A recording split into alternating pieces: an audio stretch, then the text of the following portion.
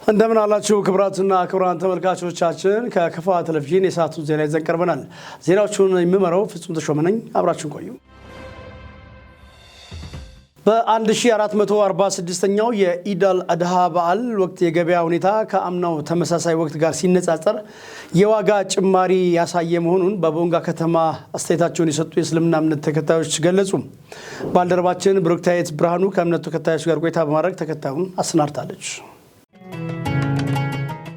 የኢድ አል-አድሃ አረፋ በዓል ኢትዮጵያን ጨምሮ በመላው ዓለም በሚገኙ የእስልምና ሃይማኖት ተከታዮች ዘንድ በተለያዩ ሃይማኖታዊ ስነ ስርዓቶች የሚከበር በዓል ነው። ኢድ አል-አድሃ ወይም አረፋ በጸሎትና በተለያዩ ሌሎች ሃይማኖታዊ ስነ ስርዓቶች የሚከበር ሲሆን አቅሙ የፈቀደ ለመስዋዕትነት የሚቀርቡ እንስሳትን በማረድና ለሌላቸው በማካፈል ያከብረዋል። በቦንጋ ከተማ የሚገኙ የእምነቱ ተከታዮች የዘንድሮ የአረፋ በዓል ገበያ በፊት ከነበረው ተመሳሳይ ወቅት ጋር ሲነጻጸር የዋጋ ጭማሪ መኖሩን ተናግረዋል። የዘንድሮ የአረፋ በዓል ገበያ ያያችሁት እንዳላችሁት ነው። በተለይ ከብት ያው ገብቷል፣ በበቂ ሁኔታ ገብቷል ብለን መውሰድ እንችላለን። ገብቷል። ያው እኛ አካባቢ የከብት ችግር የለም፣ የበግ ችግር የለም። ለዚያም ጣፋጭ የበግ ዘሮች ያሉበት ነው። ስለዚህ በበቂ ሁኔታ ገብቷል፣ በበቂ ሁኔታ ገብቷል። ዋጋው ያው እንደሚታየው ነው። ከፍ ያለ ዋጋም አለ፣ ዝቅ ያለ ዋጋ አለ። ከአምና የተወሰነ ጭማሪ አለ። ግን ሁሉም ሰው በአቅሙ ገብቶ መጥቶ መገበያየት የሚችለው ነው አለ። በቃ አለ። አዎ ከሞላ ጎደል እንግዲህ ሁኔታው ጥሩ ነው። ምንም እንግዲህ ትንሽ የዋጋ ግፊት አቅርቦቱ ቢኖርም የግብይቱ ገንዘቡ ጉዳይ በጣም ከፍ ያለ ነው። ግብይቱ አለ፣ ሽያጩ ግዢ አለ። ዋጋው ትንሽ ከፍ ብሏል። ከአምናው ካቻምና ከፍ ያለ ነው። ምርቱም ያው የገባ ነው። በጎችም ያው እንደምታዩት ገብቷሉ። ዋጋቸው ትንሽ ከፍ ይላል። ያው ከፍተኛ ወደ 50,000 አካባቢ ነው። ከዛ በታች እንግዲህ ከ10 በታች ትንሽ ነው። እንግዲህ ብቃት የሌለው ነው፣ የማይታረድ ነው። እንግዲህ ከ10 በታች አይታረድም። ያልደረሰ ስለሆነ ለዚህ ባል ትንሽ ከፍ ያለ ነው ሰው የሚገዛው። እዛ 15 ከዛ በላይ እንግዲህ 20 25 አሁን እኔን 23 ነው ገዛሁት ለራሴ ማለት ነው። በዚህ ደግሞ ጥሩ ነው እንግዲህ በዚህ ቆንጆ ነው። 23 ቆንጆ ነው። ዘንድሮ የአረፋ በዓል በጎች በጣም ውድ ናቸው።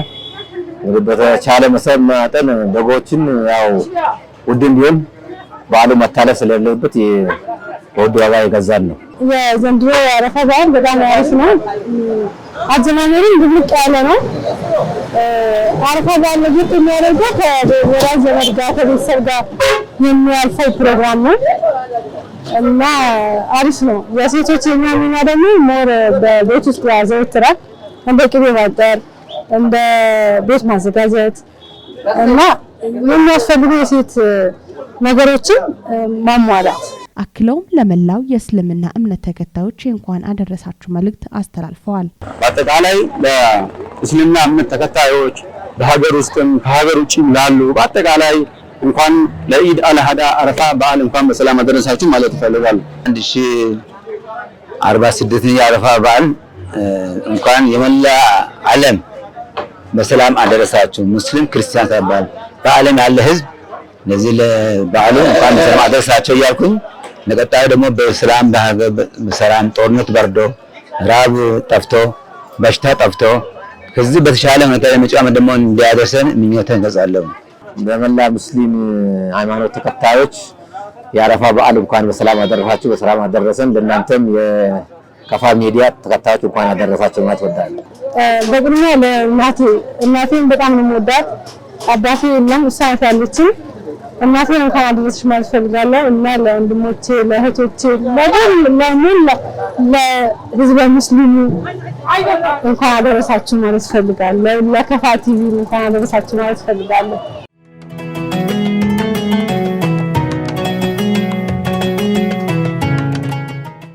በተለያየ ችግር ምክንያት ከትምህርት ርቀው የቆዩና በከፋ ልማት ማህበር አስተባባሪነት በጄኔቫ ግሎባል ኢትዮጵያ የተፋጠነ ትምህርት በመማር ላይ የሚገኙ ተማሪዎች ውጤታማ እየሆኑ ስለመምጣታቸው ተገለጸ። ለፕሮጀክቱ ቀጣይነት እንዲሁም ተማሪዎች ባለማቋረጥ ትምህርታቸውን እንዲበረቱ የሚመለከቱ አካል ሁሉ ርብርብ ማድረግ እንዳለበት ልማት ማህበሩ ጠይቋል። ባልደረባችን ሰለሞን ተሰማ ያዘጋጀውን ብሩክታይት ብርሃኑ ታቀርባለች።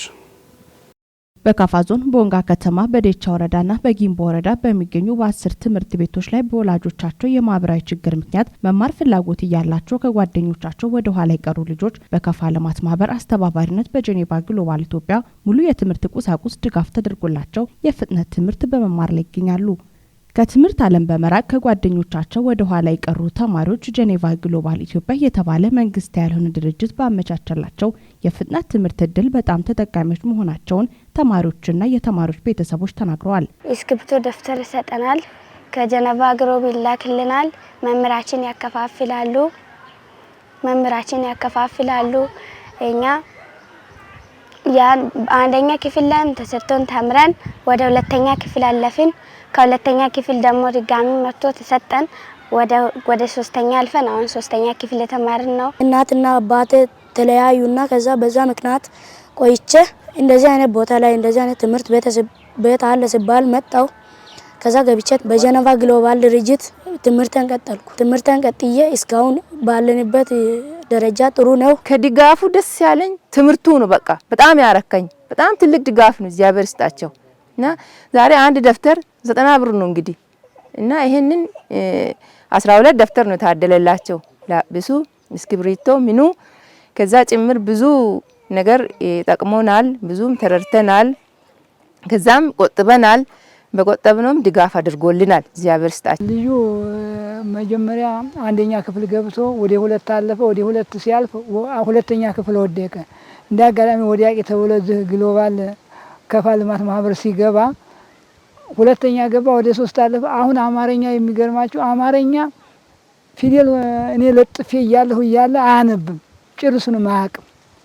ግን አሁን በዚህ በ3 ወር በ15 ቀን ስሙን እንኳን መጻፍ በአማርኛ ተማሪ የድሮ በፊት ተማሪዎች አሁን መሀከል ላይ ያለ ተማሪ እንኳን 10ኛ ክፍል ሆኖ በአማርኛ ስሙን አይጽፍም የሚባል ተማሪ አለ።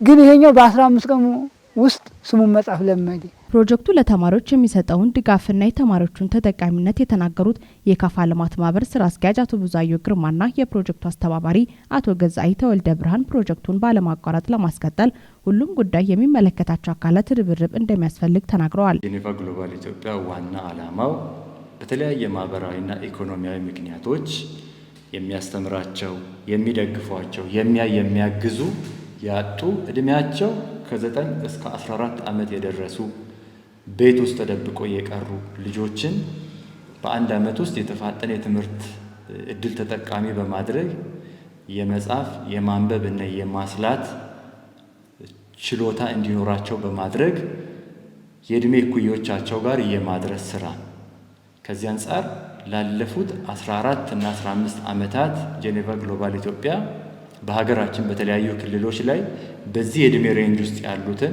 እድል ያላገኙትን ያለፋቸውን ወደ ትምህርት ገበታ ያለመጡ ልጆችን በከፍተኛ ሁኔታ የእድሉ ተጠቃሚ አድርጓል። ይህን ፕሮጀክት ለማስቀጠል እንግዲህ ከህብረተሰቡ የሚጠበቀው ያው ማን ያውቃል ነገ እነዚህን እጣ ፈንታ የልጆቹንና ለዚህ ያው ትምህርት ላይ ነው ደግሞ እየተሰራ ያለውና ትምህርት ላይ ማንም አካል ይሰስታል ብዬ አላስብም። በተቻለ መጠን የአካባቢ ባለሀብቶች ይህን ፕሮግራም የሚከታተሉ በገዛ ፈቃዳቸው በሚገርም ሁኔታ ድጋፍ ሳንጠይቅ የምገባ ፕሮግራም የሚያደርጉ ወተት የሚለግሱ ድርጅቶች አሉ። በዚህ አጋጣሚ አባይነሽ ፋርምን በጣም አመሰግናለሁ። ትምህርት ቤቶችን የመደገፍ ልምዱ አለና እንደነዚህ አይነት በጎ አስተሳሰብ ያላቸው ድርጅቶች ከጎናችን ቢሆኑ መንግስት ሁሉን ነገር ወይም ደግሞ የሆነ ተቋም ሁሉን ነገር እንትን ብሎ አይችልም። አለኝ ብሎ የምነሳው የሆነ ፕሮግራም የሆነ ነገር ስትጀምር ህዝብ አለ አካባቢ ሰው አለ ብሎ ነው አንድ አካል የሚነሳው። በህዝብ ተሳትፎ ችግር ፈቺ ተግባራት እየተከናወነ መሆኑን በቦንጋ ከተማ አስተዳደር የቦንጋ ዩኒቨርሲቲ ቀጠና አስታወቀም። የቀጠና አስተዳደሩ ከ1 ሚሊዮን 900 ሺህ ብር በላይ ወጪ ያስገነባውን የህዝብ መሰብሰቢያ አዳራሽን አስመርቋል። ባልደረባችን ሀብታሙ ወልደስላሴ ጉዳዩ ላይ ከቀጠና አስተዳደሩና የሚመለከታቸው አካላትን በማነጋገር ተከታዩን አሰናድቷል። ተከታትለን እንመለስ። ናስር ኑሩ ይባላል። የዩኒቨርሲቲ ቀጠና ዋና አስተዳዳሪ ነኝ። 2016 የጀመርነውን የቀጠናችን የህዝብ መወያያ አዳራሽ ሰርተን ያደረስንበትን ቦታ ለማሳወቅ እና በህዝብ እና በአብሮ የሰሩት በከተማ አስተዳደሩ በፓርቲ በተለያዩ ተቋራጮች ባለሀብቶች ለማስመረቅ ያዘጋጀነው ፕሮግራም ነው የዛሬ ፕሮግራም። አሁን ተገኝተን ያስመረቅንበት አዳራሽ 250 ካሬ ሜትር ላይ ያረፈ ትልቅ ግዙፍ አዳራሽ ነው። ይህ አዳራሽ ከተማችን የተለያዩ ኩነቶችና ትላልቅ ስብሰባዎች የሚከናወኑበት የተለያዩ ፕሮግራሞች የሚራመዱበት ከተማ በመሆኑ የተለያየ ፕሮግራም ኢንካም ጀነሬት እያደረገ ወይንም ገቢ ያመነጨ ለራሱ ለተለያየ አገልግሎት ማዋል የሚችልበት ለህዝባዊ አገልግሎት ማዋል የሚችልበትን አጋጣሚ ሊፈጥር የሚችል አዳራሽ ነው። በአሁኑ ሰዓት ዛሬ በእለቱ እዚህ ቦታ ስንገኝ እንግዲህ ፓርቲያችን የለውጡ መንግስት በችግር ውስጥ የተወለደ ብልጽግና ፓርቲ የለውጡን ራዕይና ተልዕኮ ይዞ ሲንቀሳቀስ የዘመናት ጥያቄ መልሳለሁ ብሎ ነው የመጣው።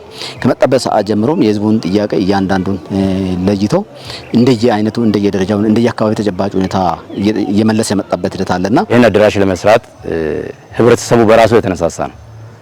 በራሱ ሲነሳሳ እንደዛ አይነት ሰፊ አዳራሽ ሰርተን ለቀጠናችን አይደለም ለከተማ አስተዳደሩ ለዞኑ ለክልሉ የሚያገለግል አዳራሽ እንሰርተን የፓርቲያችን ትሩፋት እንዲሆን ሰርተን ዴና እናሳያለን ብሎ በጀመሩት መሰረት ከህብረተሰቡ ከ200 ጀምሮ እስከ 500 ብር ራሱን አቅዶ በነፍሰ ወከፍ ለዚህ 2500 በላይ ህዝብ መዋጮ ራሱን አስተዋጽኦ አበርክተዋል።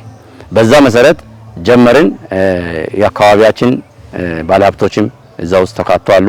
በዛ ላይ በተጨማሪ ደግሞ የቦንጋ ከተማ አስተዳዳሪ የከተማ ፓርቲያችን እገዛ ባደረጉት ብር አጠቃላይ ከ1.9 በላይ በሆነ ብር ተሰብስቦ ለዚህ ስራ ውሏል።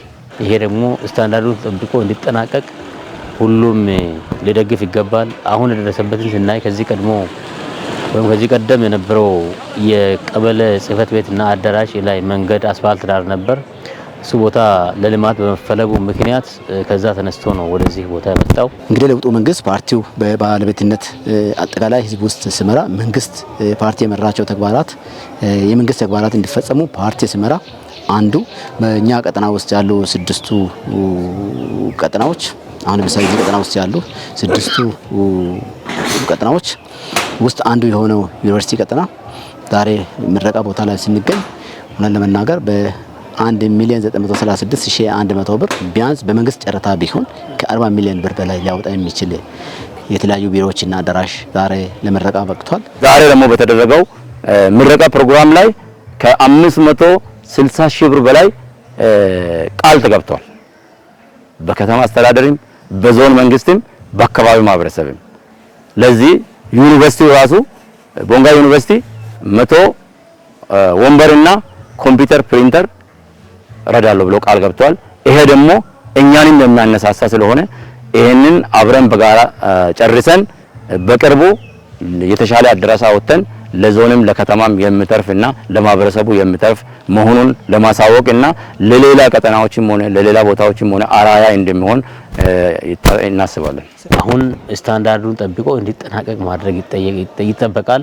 ይሄ ከበዚህ ረገድ እኛም ደግሞ ድጋፋችንን አጠናክረን እንደምንቀጥል ነው ቃል የገባነው። እኛም ለመደገፍ የገባነውን ቃል በ2018 የበጀት ዓመት አስተላልፈን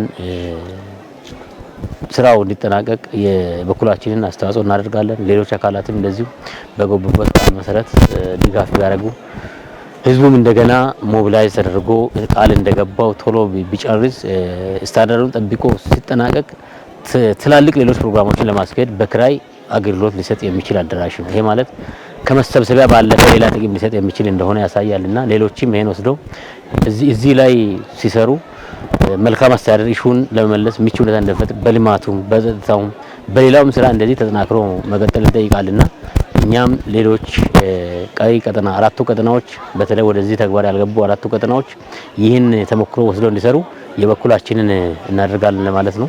አመሰግናለሁ። ህብረተሰቡ በልማቱ ውስጥ ተሳታፊነቱና ተጠቃሚነቱ እንዲረጋገጥ በየደረጃው የሚገኙ የህዝብ ምክር ቤቶች ሚና የጎላ መሆኑን የሳይለም ወረዳ ምክር ቤት ገለጸ። በወረዳው 18ኛ ዙር የ30 ቀበሌያት አፈ ጉባኤዎች የጋራ ምክክር ፎረም በቄጅቶ ቀበሌ ተካሂዷል። ክፍሌ ዓለሙ ከወረዳ መንግስት ኮሚኒኬሽን ጉዳዮች ጽሕፈት ቤት ያገኘውን ዘገባ እንደሚከተለው አሰናድቷል። የሳይለም ወረዳ ምክር ቤት ምክትል አፈ ጉባኤ አቶ ስባቱ ኑራ እንደተናገሩት በየቀበሌያት የሚካሄዱ ፎረሞች በቀበሌው የተከናወኑ ተግባራት የሚገመገሙበት፣ የተሻለና ጠንካራ አፈጻጸም ካላቸው ቀበሌያት ልምድና ተሞክሮ የሚቀመርበት፣ ያጋጠሙ ተግዳሮቶች የተፈቱበት መንገድና ሌሎች ህዝብን ተጠቃሚ የሚያደርጉ አሻጋሪ ስራዎች ላይ በመምከር የቀጣይ ጊዜ አቅጣጫ የሚቀመጥባቸው ናቸው ብለዋል። በወረዳው ያሉ አብዛኞቹ የቀበሌ ምክር ቤቶች በማናቸውም የልማት ተግባሮችም ሆነ የመልካም አስተዳደር ችግሮች ዙሪያ በየወሩ በምክር ቤት እየገመገሙና እየፈቱ በቀጣይ አቅጣጫዎች ላይም ውሳኔዎችን እያስቀመጡ መሆኑን የገለጹት ምክትል አፈ ጉባኤው ጥቂት ቀበሌዎች በየወሩ ጉባኤ ያለማካሄድና አደረጃጀትን አጠናክሮ በመሄድ በኩል ክፍተት እንዳለባቸው ገልጸዋል። ይህ የአሰራር ጥሰት ፈጥኖ መታረም እንዳለበትም ምክትል አፈ ጉባኤው አሳስበዋል። በየደረጃው የሚገኙ የህዝብ ምክር ቤቶች ለህዝብ ይጠቅማሉ፣ ሀገርን ያበለጽጋሉ ብለው በጋራ የሚያሳልፏቸው ውሳኔዎች ሳይሸራረፉ መተግበር እንዲችሉ አባላት ኃላፊነታቸውን በአግባቡ መወጣት እንዳለባቸው አክለዋል። የምክር ቤት አባላት የተሰጣቸውን የህዝብ አደራ በመወጣትና በግላቸው የሚያከናውኗቸው ተግባራትም ለሌሎች ማስተማሪያ መሆን እንዲችሉ የግንባር ቀደምነት ሚናቸውን እንዲወጡ አሳስበዋል። የሳይለም ወረዳ ዋና አስተዳዳሪ አቶ አማኑኤል አየለ በፎረሙ ላይ ተገኝተው እንደገለጹት የምክር ቤት አባላት በአካባቢያቸው የሚገኘውን የተግባር አፈጻጸም በጥንካሬና በጉድለት አቅርበው ችግሮችን በአግባቡ በመገምገም በተለይም የሰላም የልማትና የመልካም አስተዳደር ጥያቄዎች ምላሽ የሚያገኙበትን መድረክ እየፈጠሩ ህዝባዊ ኃላፊነታቸውን በተገቢው እንዲወጡ አስገንዝበዋል። ምክር ቤቶች ህግ የማውጣትና የአስፈጻሚውን ስራ ክንውን ክትትልና ቁጥጥር ከማድረግ በተጨማሪ ከህዝብ የተሰጣቸውን ውክልና በአግባቡ የመወጣት ተልዕኮቻቸውን አውቀው እንዲተገብሩ አቶ አማኑኤል አሳስበዋል። የሳይለም ወረዳ የመንግስት ዋና ተጠሪና የብልጽግና ፓርቲ ጽሕፈት ቤት ኃላፊው አቶ ግርማ ሽፈራው በበኩላቸው የቄጀቶ ቀበሌ ከዚህ ቀደም የመስክ ምልከታ ከተደረገባቸው ቀበሌዎች ልምድ በመቅሰም የምግብ ዋስትናን ለማረጋገጥ ይዞታን አሟጠው በማረስና በትምህርት ቤትና ምልከታ በተደረገባቸው የአርሶ አደሮች ማሳ የታየው ተግባር የቀበሌ ምክር ቤት ፎረሞች ለውጥ እያመጡ ስለመሆኑ ማሳያ መሆኑን ተናግረዋል። በ2017-18 የመኸር የግብርና ስራዎች ንቅናቄ መድረክ ማግስት የተካሄደው የቀበሌ ምክር ቤቶች የጋራ ፎረም የተጀመረውን የግብርና ስራን የበለጠ ከማጠናከር ባሻገር አልሚው አርሶ አደር ያለበትን ደረጃ በመገምገም ስራውን በውጤታማነት እንዲያከናውነው ያስችለዋል ብለዋል። የሳይለም ወረዳ የቀበሌ ምክር ቤቶች 18ኛው ዙር የጋራ ፎረም በቄጀቶ ቀበሌ በተካሄደበት ወቅት በሞዴል አርሶ አደሮች የተከናወኑ ተግባራት፣ የትምህርት፣ የጤናና የግብርና የተለያዩ የልማት እንቅስቃሴዎች በፎረሙ ታዳሚዎች ተጎብኝተዋል። ፎረሙን ተከትሎ የሳይለም ወረዳ ምክር ቤት እና የቄጀቶ ቀበሌ የ9 ወር የስራ አፈጻጸም ሪፖርት ከቀረበ በኋላ ሀሳብ አስተያየት ተሰጥቶበታል። በፎረሙ የተሳተፉ የቀበሌ ምክር ቤት አባላት በየጊዜው በተቀያየረ ቀበሌ እየተከናወነ ያለው የምክር ቤቶች የጋራ ፎረም ልምድ እየቀሰሙባቸውና እየተለዋወጡባቸው መሆኑን ጠቅሰው እነሱም የወከላቸውን ሕዝብ በልማቱ ተሳታፊና ተጠቃሚ እንዲሆን ለማስቻል በበለጠ እንደሚሰሩ ቃል ገብተዋል። የተረጋጋ የገበያ ስርዓት በመፍጠር ለዘላቂ ኢኮኖሚ መረጋገጥ የንግዱ ማህበረሰብ ሚናቸውን ሊወጡ እንደሚገባ የክልሉ ርዕሰ መስተዳድር ዶክተር ኢንጂነር ነጋሽ ዋጌሾ ገለጹ። የብልጽግና ጉዟችንና የንግዱ ማህበረሰብ ሚና በሚል መሪ ሀሳብ በደቡብ ምዕራብ ኢትዮጵያ ህዝቦች ክልል የሚካሄደው ክልላዊ የንግድ ማህበረሰብ ማጠቃለያ ውይይት በቦንጋ ከተማ ተካሂዷል። በላቸው በላይ ዘገበው ምረት ማሙ ታቀርበዋለች። የብልጽግና ጉዟችንና የንግዱ ማህበረሰብ ሚና በሚል መሪ ሀሳብ በደቡብ ምዕራብ ኢትዮጵያ ህዝቦች ክልል የሚካሄደው ክልላዊ የንግዱ ማህበረሰብ አጠቃላይ የውይይት መድረክ በቦንጋ ከተማ እየተካሄደ ሲሆን በመድረኩ የክልሉ ርዕሰ መስተዳድር ዶክተር ኢንጂነር ነጋሽ ዋጌሾ እንደገለጹት የንግዱ ማህበረሰብ ዘላቂ ኢኮኖሚ ግንባታና የሀገር ግንባታን የሚያሳልጡ ዋና ተዋናይ ናቸውም ብሏል። ሀገር የተረጋጋ የፖለቲካል ኢኮኖሚ ስርዓት ለማረጋገጥ በሚያደርገው ያልተቋረጠ ጥረት የተለያዩ ባለድርሻ አካላት የየራሳቸውን ሚና ይጫወታሉ። የሀገር ጥቅምና ክብር ለማስጠበቅ የዜጎች ህይወት በተጨባጭ እንዲቀየር አስተዋጽኦ ያበረክታሉ። መንግስታትና ስርዓታት ቢቀየሩም በዋና ዋና ሀገራዊ ጉዳዮቻቸው ከመንግስት ጎን በመሰለፍ ለሀገራዊ ራዕይ መሳካት በጽናት ይታገላሉ። የንግዱ ማህበረሰብም ዘላቂና ቀጣይነት ያለው የኢኮኖሚ እድገትና ልማት በማረጋገጥ ኢንቨስትመንትን በማስፋፋት ፈጠራና ቴክኖሎጂን በማሳለጥ የተለያዩ ምርቶችና አገልግሎቶችን በማቅረብ ገበያን በማረጋጋት ለበርካቶቹም የሥራ ዕድል በመፍጠር ከዚህም አልፎ ድርጅታዊና ማህበራዊ ኃላፊነትን በመወጣት ለማህበረሰብና አካባቢ ልማት ትርጉም ያለውን አስተዋጽኦ በማበርከት የሀገር ግንባታ ሂደትን የሚያሳልጡ ዋና ተዋናያን ናቸው። የንግዱ ማህበረሰብ ጤናማ ውድድር እንዳይኖር የሚያደርጉና በኢኮኖሚ ላይ ተጽዕኖ የሚፈጥሩ ህገወጥ ተግባራትን በመከላከል ለሀገራችን ሁለንተናዊ ብልጽግና ማረጋገጥ ድርሻቸውን እንዲወጡ ዶክተር ኢንጂነር ነጋሽ ዋጌሾ ጠይቀዋል። ግብርና ታክስ መሰወር፣ ደረሰኝ ያለ መስጠት ወይም ህገወጥ ደረሰኝ መጠቀም፣ ቫትና ቲኦቲ ያለ ማሳወቅ፣ የሰራተኛ የስራ ግብር ያለ መክፈል፣ ምርትን በማከማቸት ለረጅም ጊዜ ማቆየት፣ በህገወጥ ወይም በኮንትሮባንድ ንግድ መረብ በመሰማራት ገበያው ላይ ያልተገባ ተወዳዳሪነትን ለማግኘት የሚጥሩትም አሉ። ይህንን ፈጥነን ካላረምን በአንድ በኩል በራሱ በንግዱ ማህበረሰብ መካከል ጤናማ የውድድር መንፈስ እንዳይኖር የሚያደርግ፣ በሌላ በኩል በሸማቹ ማህበረሰብ ላይ ያልተገባ የዋጋ ጭማሪና ጫና በመፍጠር ለኑሮ ውድነትና ለገበያ ያለመረጋጋት አስተዋጽኦ የሚያበረክት ነው። ባለፉት ዓመታት በንግዱ ዘርፍ የተደረገው የህግ ማዕቀፍ ማሻሻያዎች መኖሩን የገለጹት ርዕሰ መስተዳድሩም የክልሉ መንግስት የንግድ ማህበረሰብ በኢኮኖሚ እድገት ተዋናይ እንዲሆን ለማስቻል የተለያዩ ድጋፎች በመደረጋቸውም በርካታ ውጤቶች መመዝገባቸውንም ተናግሯል። በመድረኩ የክልሉ ንግድና ኢንቨስትመንት ቢሮ ኃላፊ አቶ ተመስገን ከበደም የመወያያ ሰነድም አቅርበዋል። የጸጥታ ችግር ለማረጋጋት በተወሰደው እርምጃ ሀገርን ወደ ቀልቡ ለመመለስ ጥረት ተደርጓል። የራሱ ጉድለት ቢኖርም የፖለቲካ አካታችነት የተጠናከረበት የሀገር ግንባታና ተቋማት ግንባታ ሂደት በየጊዜው ህዝቡ ለሚያነሷቸው የፖለቲካ ጥያቄዎች ምላሽ ለመስጠት የተደረገ ጥረት እንዳለ ማየት ይቻላል።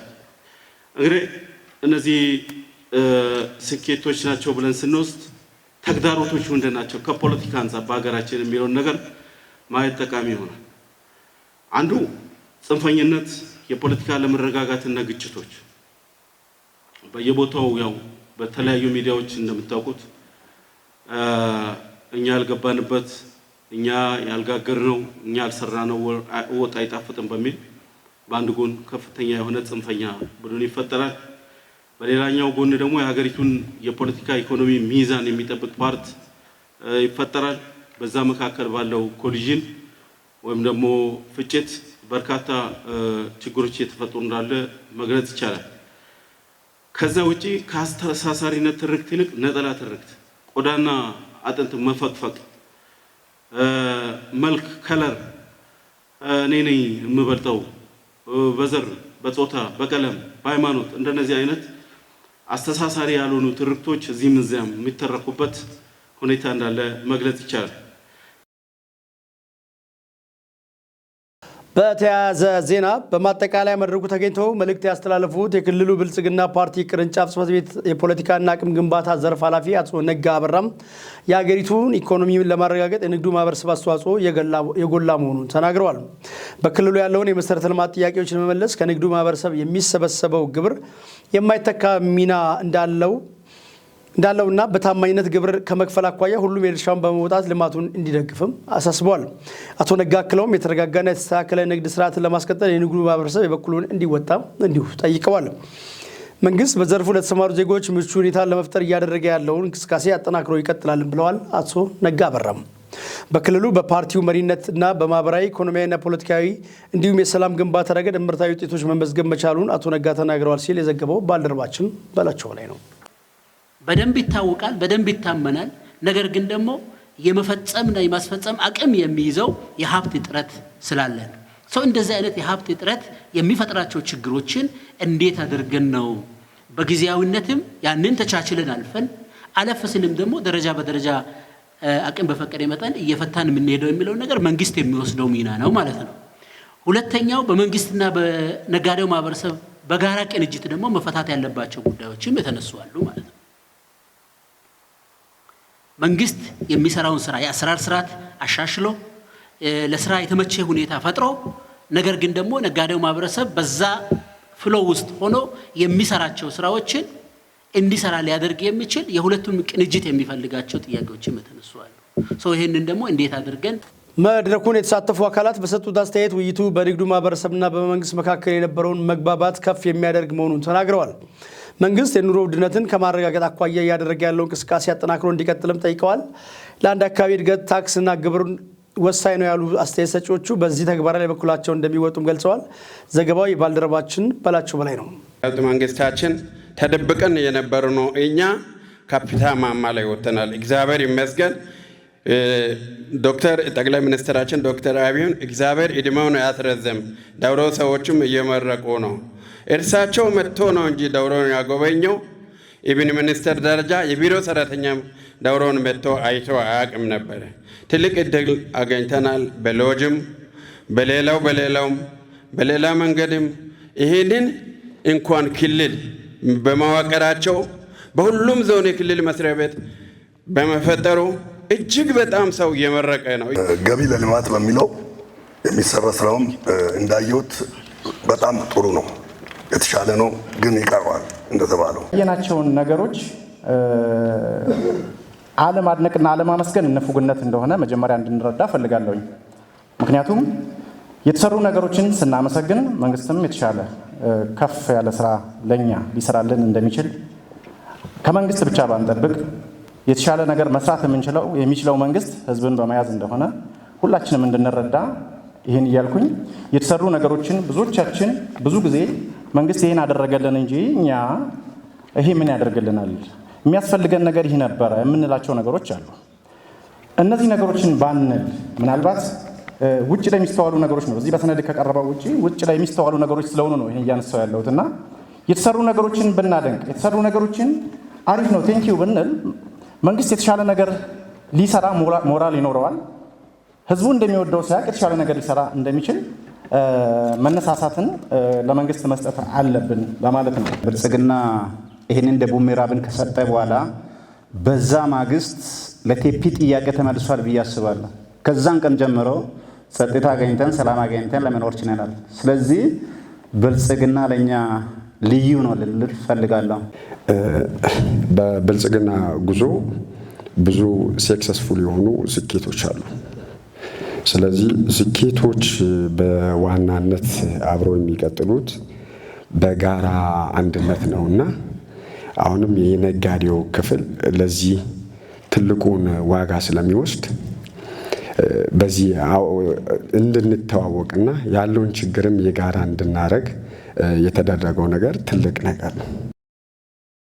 የብልጽግና ጉዟችንና የንግዱ ማህበረሰብ ሚና በሚል መሪ ሀሳብ በተካሄደው ክልል አቀፍ የንግዱ ማህበረሰብ አጠቃላይ ውይይት መድረክ ተሳታፊዎች በቦንጋ ከተማ እየተከናወኑ ያሉ የልማት ተግባራትን ጎብኝተዋል።